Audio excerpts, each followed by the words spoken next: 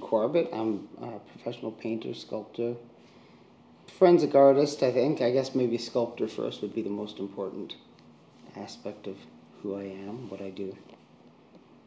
Well, I started painting. I'll tell you, the transition quick was that I was painting, and I was painting portraits and doing portraits of different people. And by 1995, I'd done a portrait of the Queen Mother, which sort of catapulted my career in a certain direction. And then a year later, I met my mentor, Dr. Elizabeth Bradford Holbrook, who passed away not long ago, 2 years ago. And she saw my painting and she said, "You paint like a sculptor." I still don't entirely know what she meant by that. But anyway, she handed me sculpting clay and she said, and some tools, and she said, take this back to Vancouver, do something with it. And she said, never look back, at painting again. I've done painting since, but I've moved pretty much all into sculptures. I never really realized how much more I personally could get from meeting a subject and doing their portrait versus from going two-dimensional to three-dimensional, whether that be, sort of squared off in a sort of medallion form or done as a bust.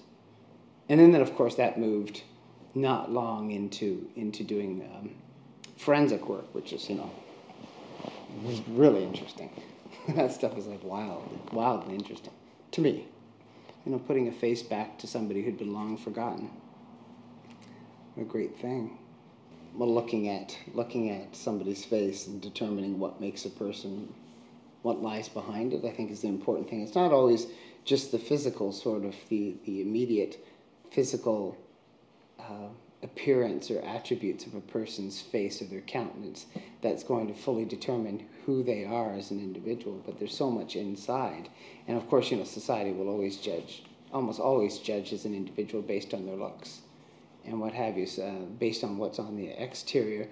If you take a look at an iceberg, that is something that is constantly shifting, and it's moving, and it goes from something and it eventually melts away, and it's no different than time that a person spends in their life, however many years they may be given. So when you're looking at a portrait of somebody, you're documenting their time as it's passing from one point to another, and an iceberg as it's passing from one point to another. So sort of that transgression of time is really fascinating for me, because to be able to document a person's face is documenting their life, isn't it? It's documenting their time here as it slowly fades away. And the more interesting a person is, that's subjective, isn't it?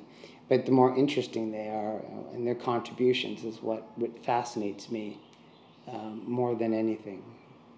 Inasmuch that I like to see that they're not wasting their time here, given whatever tools that they've been given, however much education they have, health, whatever it might be. I like to see, and I like to document what they're doing.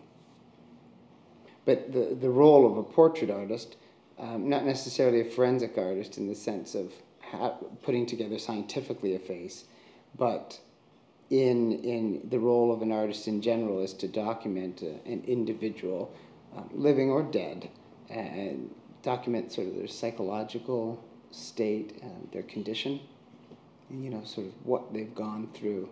Because to each and every one of us, our lives are important, and to each and every one of us, we are our own authorities on ourselves.